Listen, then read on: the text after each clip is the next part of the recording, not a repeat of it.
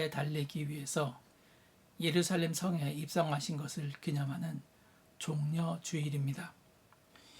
예수께서 예루살렘에 입성하실 때에 수많은 사람들이 나와서 예수를 환영하였습니다. 많은 사람들이 겉옷을 길에 펴고 나뭇가지를 베어서 길에 폈습니다.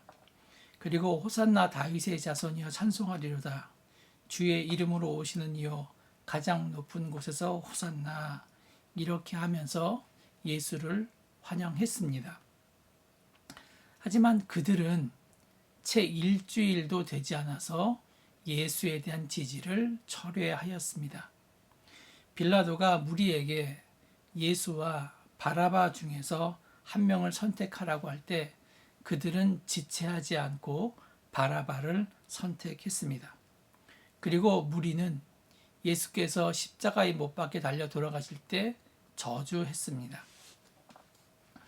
며칠 안 되는 시간을 두고 환영과 배반 그리고 저주가 있었습니다.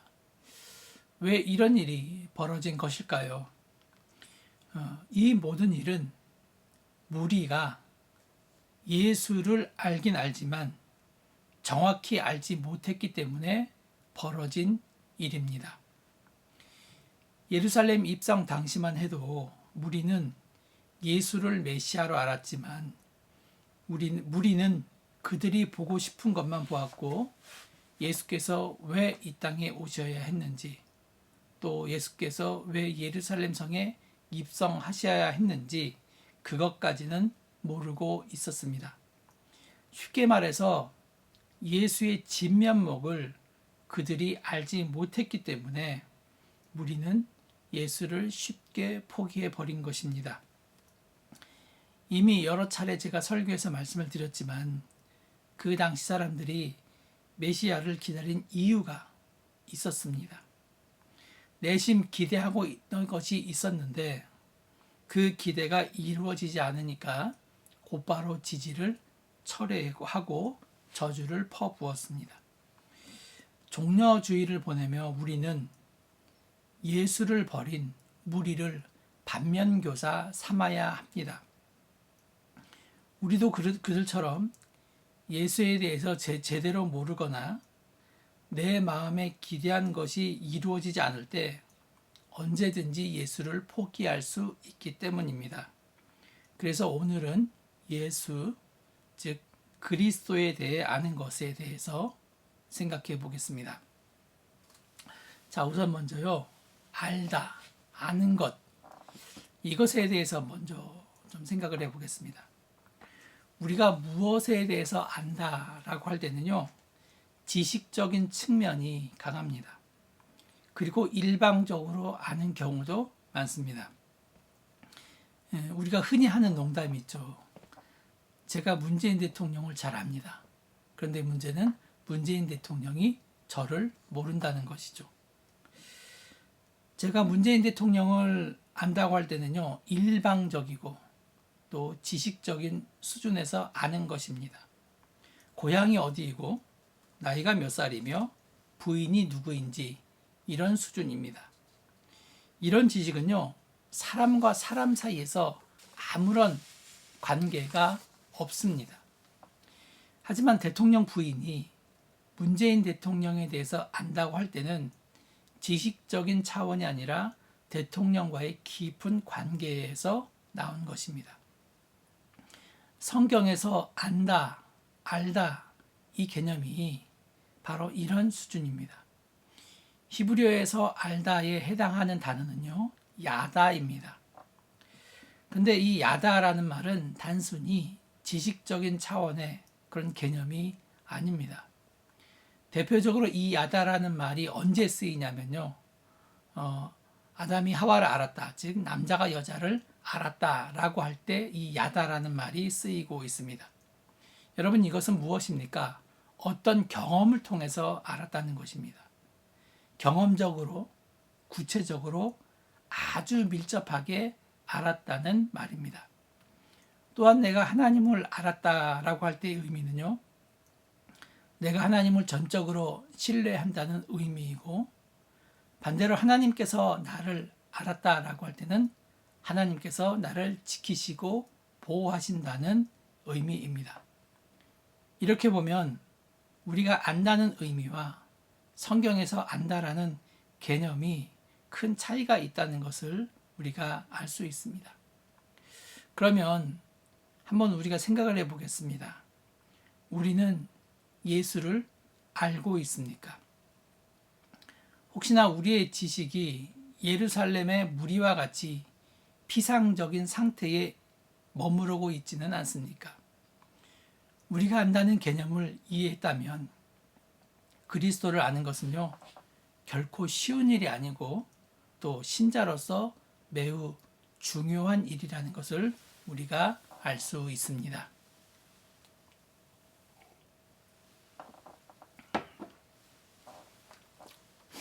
신자인 우리가 그리스도는 누구입니까? 라는 질문을 받는다면 우리가 가지고 있는 기독교 지식으로 얼마든지 대답할 수 있습니다. 그리스도는 하나님의 아들입니다. 이런 대답을 할 수 있고, 또 그리스도는 세상 죄를 짊어지고 십자가에서 죽으신 분입니다.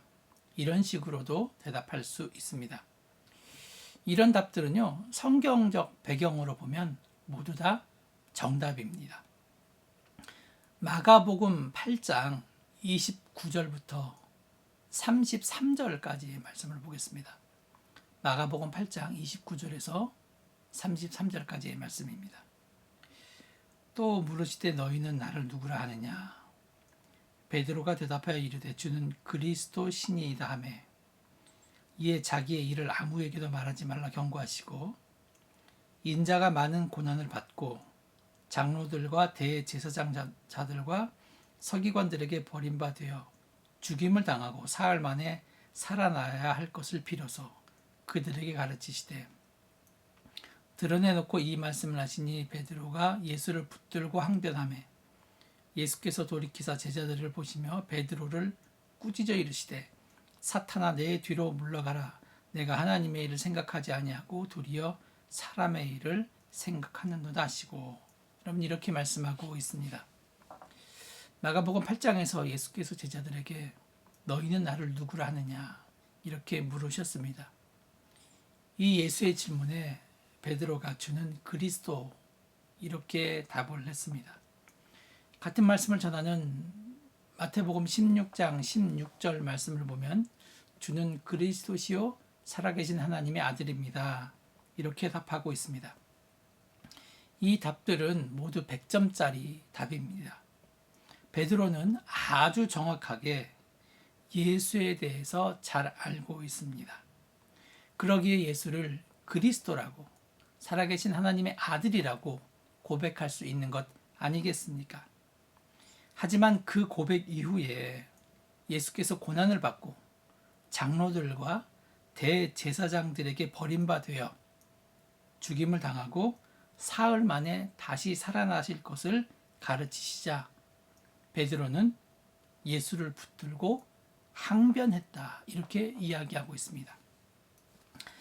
항변을 헬라어로 이야기하면요 에피티마오라고 이야기하는데 직역하면 질책했다, 행동을 지적했다, 그리고 비난했다 이런 뜻입니다. 베드로가 예수의 말을 질책했거나 비난했다는 말이 됩니다. 그러자 예수께서 베드로에게 사탄아 내 뒤로 물러가라 이렇게 하셨습니다. 여러분 우리는 이 대목을 잘 살펴야 합니다. 분명히 베드로는 앞에서는 주는 그리스도십니다 라는 신앙 고백을 했습니다. 하지만 정작 예수께서 고난을 받는다고 하자 그 고난을 비난합니다. 이런 태도가 과연 예수가 누구인지 알고 있는 모습입니까? 한 걸음 더 나아가서 베드로는 예수께서 붙잡히시자 3번이나 부인했습니다. 결국 예수가 그리스도라는 고백을 했다고 해서 그가 예수에 대해서 알고 있다는 결론을 내릴 수 없다는 생각을 할 수밖에 없습니다. 제가 여러분에게 말씀드리고 싶은 것은 그리스도인은 누구인가? 라는 질문에 대한 답은 우리 입술에 대한 답이 아니라 삶에서의 답이 되어야 한다는 것입니다.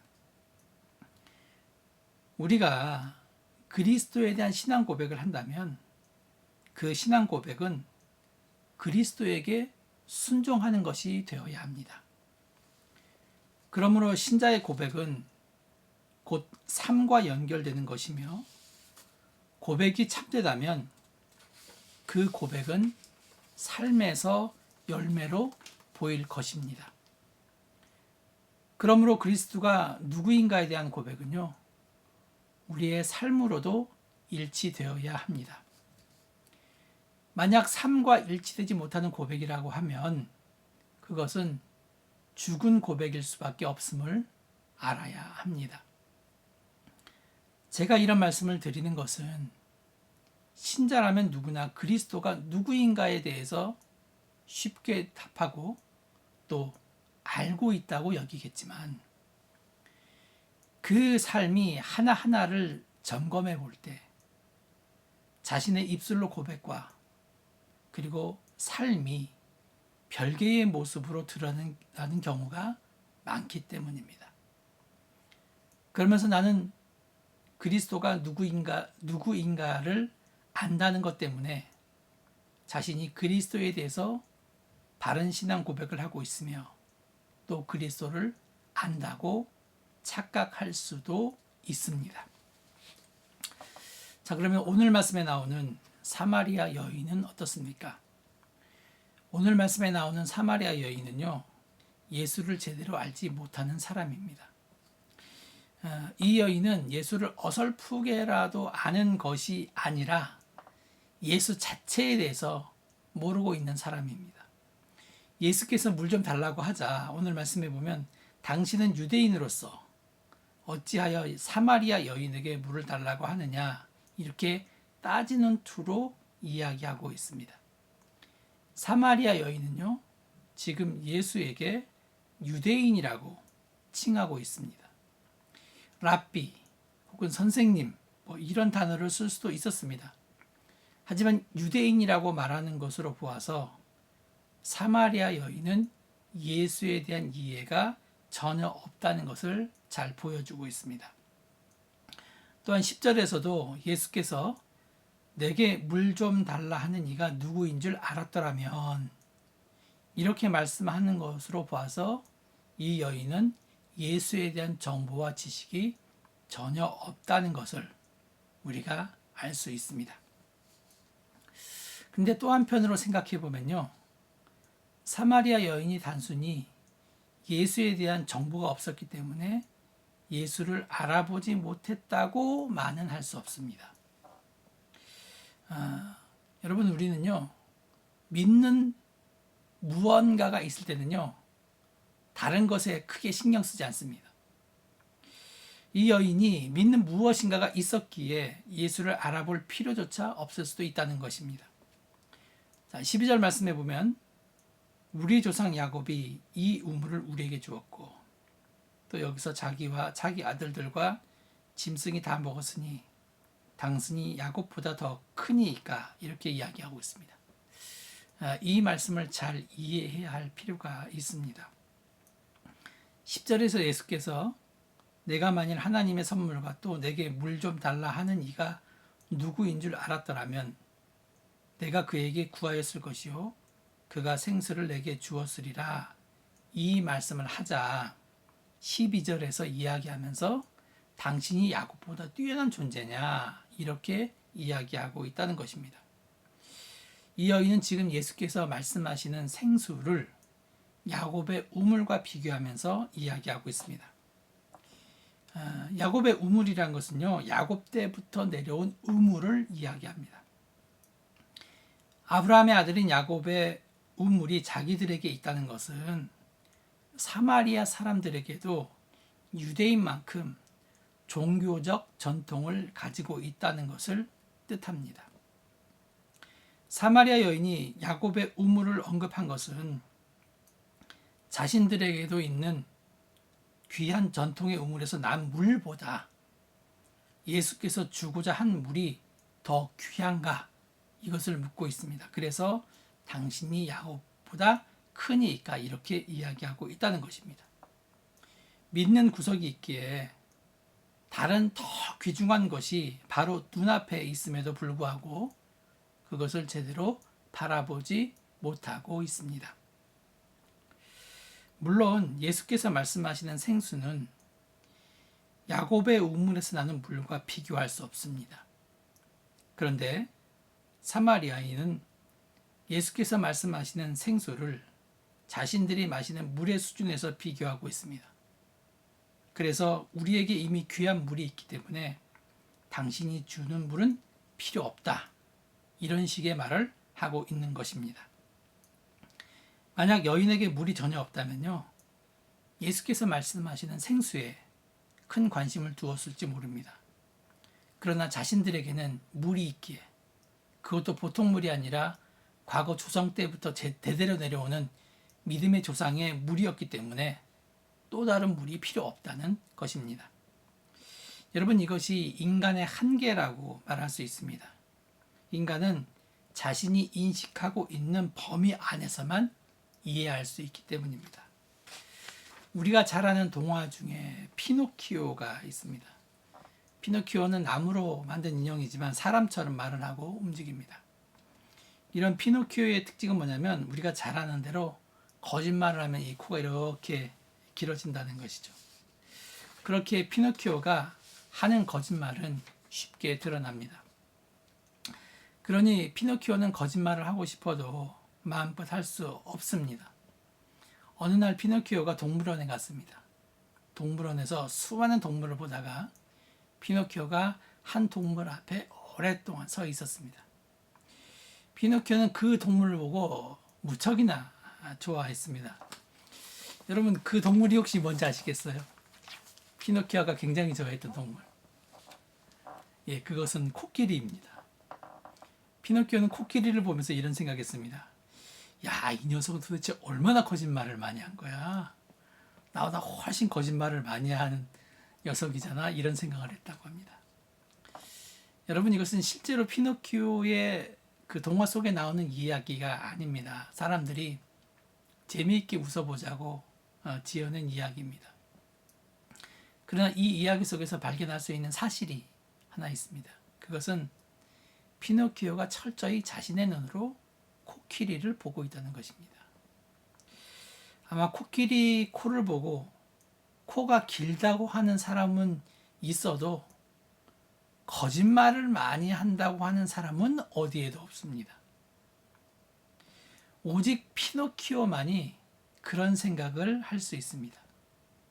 코끼리를 보고 거짓말을 잘한다는, 여러분, 이런 생각은 피노키오에게 일리 있는 생각입니다. 왜냐하면 피노키오 자신이 그렇게 살고 있기 때문입니다.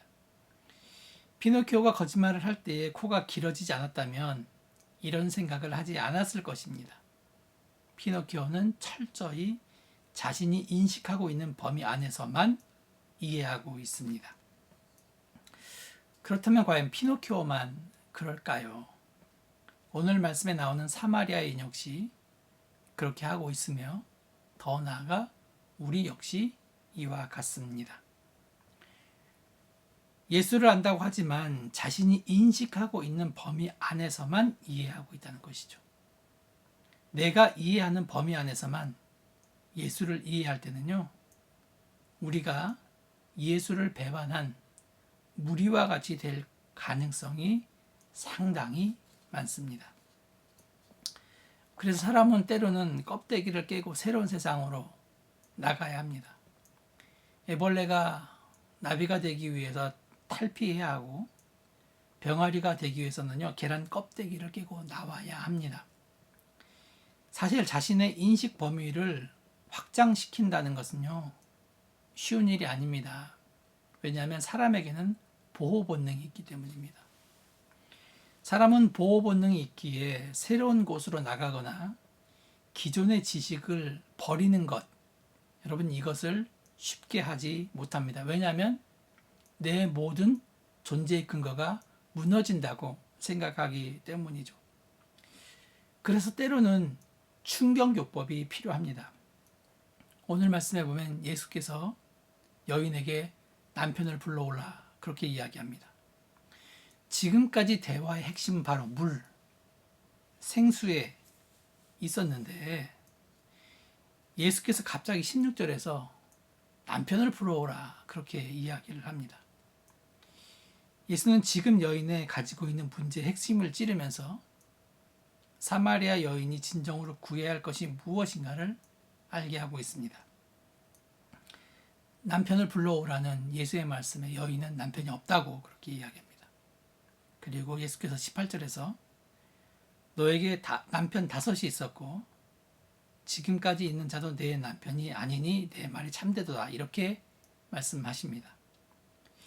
지금 예수는 여인의 수치를 드러내고 있습니다. 그리고 예수에 의해서 수치가 드러났을 때 여인은 더 이상 야곱의 우물을 자랑하지 않습니다. 야곱의 우물이 있고 그 우물을 마시고 살면 뭐합니까? 문제는 자신은 남편이 5이나 되는 수치스러운 삶을 살고 있다는 사실입니다. 우리는 여러분 이 점을 깊이 생각해야 합니다. 사람은 자신에게 있는 것을 자랑합니다. 자랑거리가 있다는 것으로 인해서 자신의 수치를 잊어버리고 삽니다. 그러나 예수는 그 수치를 드러내십니다. 우리의 본질이 어떤가를 드러내시는 것입니다.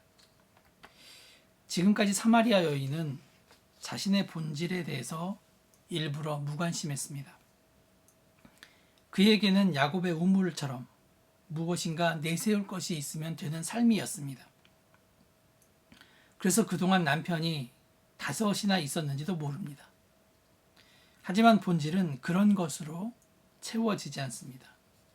사실 사마리아 여인도요, 본질에 대해서 굉장히 굶주려 있습니다. 예수와 대화를 나누고 곧바로 예수가 메시아인 것을 알게 되자 마을로 돌아가서 사람들에게 그 소식을 전한 것을 보면 그녀가 얼마나 영적인 것에 굶주려 있는지 우리는 잘 알 수 있습니다. 사마리아 여인이 남편이 5 있었다면 우리도 그 여인과 다를 바가 없습니다. 우리 역시 세상에 많은 남편을 두고 살고 있기 때문입니다. 신자로서 예수만 의지하고 살아가는 것이 아니라 너무나 많은 것을 의지하고 살아가고 있습니다. 예수만 의지하고 산다고 말하기가 부끄러울 정도로 너무 많은 것에 우리의 희망을 두고 살아갑니다. 그렇기 때문에 예수에 대해서 제대로 알려고 하지 않습니다. 무엇인가 믿는 구석이 있기 때문에. 그리고 그런 5 남편과 같은 존재가 내 모든 욕망을 채워주기 때문에 우리는 예수를 제대로 알지 않고, 그리고 예수를 아느냐라고 물을 때도 그냥 지식적인 차원에서 피상적인 대답만 할 뿐입니다. 하지만 여러분, 우리들에게는요, 이 사마리아 여인처럼 예수가 필요합니다. 헐리우드 스타 멜 깁슨이 자신의 사재 360억 원을 털어서 제작한 패션 오브 크라이스트, 이 영화를 만든 사연을 미국 ABC 방송에서 출연하여 밝힌 적이 있습니다. 그때 멜 깁슨이 이런 고백을 했습니다. 나는 20대에 이미 돈과 명예, 대중의 환호 속에 파묻혀 세상적인 영광은 다 누렸습니다. 하지만 제 마음은 전혀 평안하지 않았습니다. 그래서 술과 마약, 도박에 빠져보았지만 아무런 소용이 없었습니다. 나의 삶은 지루하고 무의미했고 무엇인가 허전하고 공허하며 목말랐습니다. 고층 빌딩에서 밖을 내다볼 때면 이대로 뛰어내려 죽고 싶은 자살 충동까지 일어났습니다. 이처럼 삶이 공허하고 뭔가에 목말라 있는 순간 나는 예수 그리스도를 만났습니다. 그분의 만남으로 나의 인생의 모든 갈증은 해결되었습니다. 저는 남은 인생을 오직 예수 그리스도, 그분을 위해 살기로 다짐했습니다. 그래서 저의 모든 재능과 경험과 전 재산을 털어 예수님을 드러내는 영화를 만들었습니다. 멜 깁슨은 패션 오브 크라이스트를 연출하면서 우리에게 무엇을 환기시키고자 한 것입니까? 우리는 은혜 받기만을 구하고 십자가 사건이 주는 의미를 곧잘 잊어버리고 살아갑니다. 왜냐하면 믿는 구석이 많기 때문입니다. 기독교인이라고 하면 그리스도가 우리 죄 때문에 십자가에 달려 죽으셨다는 것을 지식적으로는 알고 있습니다. 그러나 겉으로만 아는 것과 깊이 체험하면서 아는 것은 다릅니다. 아무리 치명적인 병을 지닌 환자라고 할지라도요, 갑자기 손끝을 베어 피가 난다면 치명적인 병보다는 당장 손끝에서 나오는 피가 우선시 되는 것이 사람의 마음입니다. 우리는 우리에게 닥쳐오는 크고 작은 일상사 때문에 내 마음 구석에 있는 그 믿는 구석 때문에 그리스도께서 나를 위해 십자가에서 못 박혔다는 사실을 까맣게 잊고 살아갑니다. 그러면서도 지식적으로 알고 있는 그 예수를 안다. 이렇게 말하며 살고 있습니다. 그리고 그 입술로 말하는 것을 신앙 고백이라고 이렇게 이야기하고 있습니다. 여러분, 그리스도는 누구입니까? 우리의 죄 때문에 고난을 받고 십자가에서 죽으신 분이십니다. 이런 예수를 진정으로 알려면 내 안에 있는 수치가 드러나야 합니다. 내가 죄인이라는 사실을 인정해야 합니다. 결국 예수 그리스도를 안다는 것은 우리 자신의 죄를 안다는 것이고, 자신의 죄를 알기 때문에 예수께 구할 것이 무엇인가를 알게 된다는 것입니다. 여러분, 우리가 예수께 무엇을 구해야 합니까? 그것은 바로 그리스도의 은혜입니다. 예수께서 우리의 죄로 인해서 세상에 오시고 십자가에 죽으신 분임을 안다면 우리가 예수에게 구할 것은 분명해집니다. 우리의 모든 죄를 가려주시고 용서하신 십자가의 은혜를 구하는 것이 당연하지 않겠습니까? 여러분, 이것이 제대로 예수를 아는 신자의 태도입니다. 사랑하는 성도 여러분, 그리스도가 누구인가를 아는 자로 살아가시기 바랍니다. 예수가 누구인지를 안다고 하면서 삶에서 고백이 없다면 그것은 예수를 아는 자라고 말할 수 없습니다. 단지 성경적 지식만 있을 뿐입니다. 다시 한번 우리 자신에게 예수가 누구인가를 깊이 생각해 보시기 바랍니다. 그리고 예수와 더욱 친밀한 관계로 나아가시기 바랍니다. 단순한 지식으로만 알지 말고 그 배운 지식을 내 삶에 적용하면서 그때그때마다 나에게 새롭게 말씀하시고 또 전혀 다른 모습으로 다가오는 그 주님을 만나시기 바랍니다. 원수를 사랑하라는 말이 정말 생뚱맞지만 그것을 단순히 지식적으로만 하는 것이 아니라 삶에 적용해 볼 때 하나님은 우리가 생각하지 못했던, 기대하지 못했던 큰 은혜를 우리 가운데 주시는 것입니다. 그리고 이런 것들이 하나하나 쌓일 때 우리는 점점 그리스도에 대해서 입체적으로 알아갈 수 있습니다. 예전엔 예수님을 이런 쪽으로만 보았다면 우리가 새로운 체험을 하면서 이렇게 볼 수 있고 위에서 볼 수 있고 하면서 예수님에 대해서 점점 구체적으로 알아간다는 것입니다. 그래서 신앙은 한순간에 이루어지는 것이 아닙니다. 가랑비에 옷이 젖듯 자신도 모르게 스며드는 것입니다. 말씀 하나하나가 내 삶에서 이루어질 때 때로는 그 말씀에서 떠나 내가 얼마나 타락하기 쉬운 죄인이라는 것을 깨닫고 다시 주님께 돌아올 때 그런 모든 한순간 한순간을 통해서 우리는 점점 예수를 알아갈 수 있습니다. 종려주의를 보내며 우리의 신앙을 점검합시다. 내가 어떤 수준인가를 다시 한번 확인하며 예수께서 예루살렘에 입성하실 때의 무리처럼 돌변하는 것이 아니라 끝까지 주님을 사랑하며 주님을 점점 더 알아가는 저와 여러분이 되기를 소원합니다. 기도하겠습니다. 고맙고 감사하신 하나님, 주님의 은혜와 사랑에 감사를 드립니다. 우리 모든 사람들이 예수를 깊이 알아가는 그런 믿음의 성도들이 되게 하시고 그런 속에서 주님의 큰 은혜를 더욱더 체험하며 살아갈 수 있는 신자들이 될 수 있도록 주여 도와 주시옵소서. 감사드리며 예수님의 이름으로 기도합니다. 아멘.